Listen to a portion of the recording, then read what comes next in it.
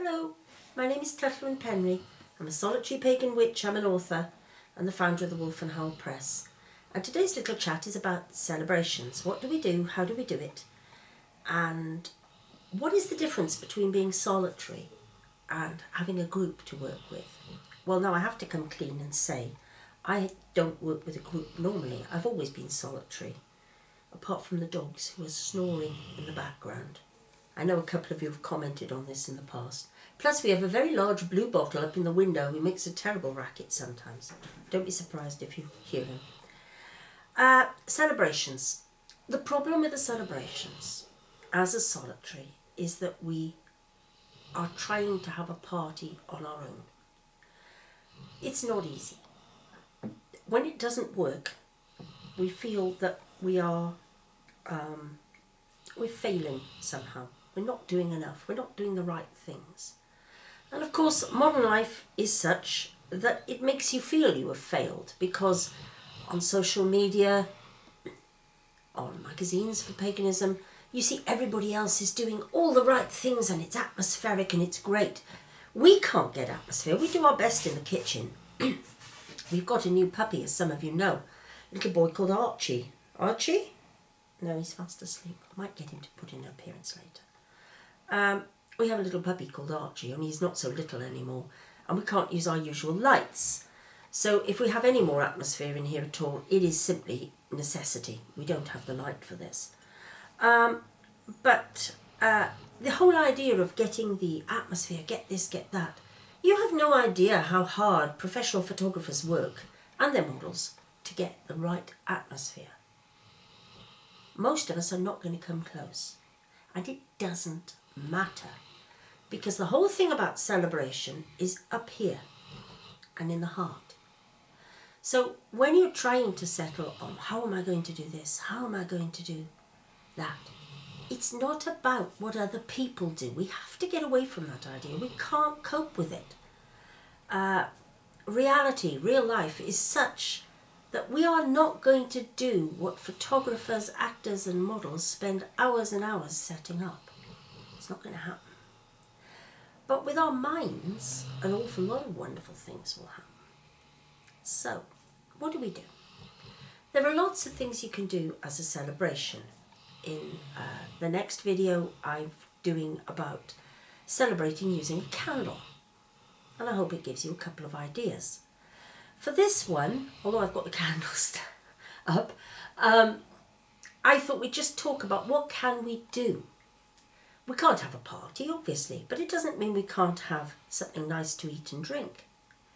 We don't have to tell those we are with why we are having something nice to eat and drink, although these days we ought to be able to. Basic types of food stuff really are cake in Northern Europe, because the Northern Europe were very fond of cakes, celebratory cakes, probably still are. Hello, Noah. Hello, this is one who's very fond of celebratory cakes as well. Hello, Noah, darling. Yes, we're filming. Yes. We've missed you, haven't we? Yes. Yes, we have. Yes. Oh, it's nice to have him back. So cake, bread, which is another one. And of course, there is a sort of halfway house with bread and cakes. If you have a great Welsh saying for that, Achafi, Noah. There is a halfway house with bread that you can have it enriched with eggs and sugar and spices and things, so it's sort of part bread and part cake. The other thing you can have is fruit juice,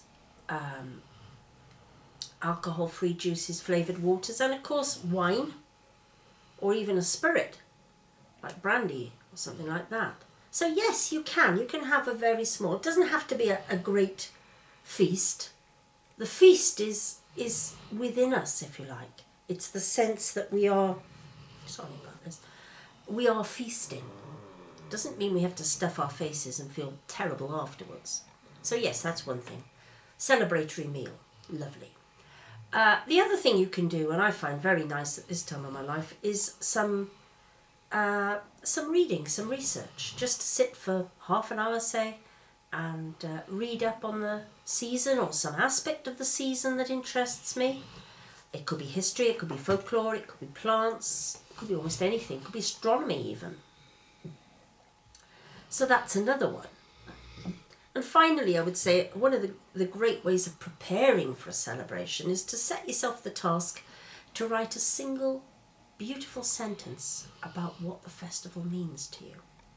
So that you have just a line where you set out what it means to you. You know, Yuletide, holly, gold, mountains. I don't know why it's mountains for me, probably because I live up in the mountains. Mountains, pearly skies, all sorts of things. You get all these ideas together in the days running up to a festival. And you start putting it together and reworking it till you're really happy with it. And that's why I say only a sentence. You're not trying to write a poem. You're not trying to write anything ambitious. You're just writing a lovely sentence about what the festival means to you.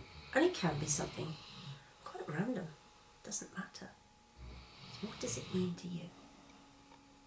And that work is part of the work of celebration, believe it or not. That little sentence, it's not the sentence that is the celebration, though it can be.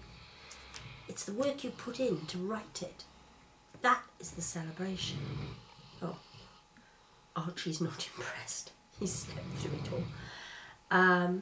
So these are just little things to think about, and I hope they help you in the coming year.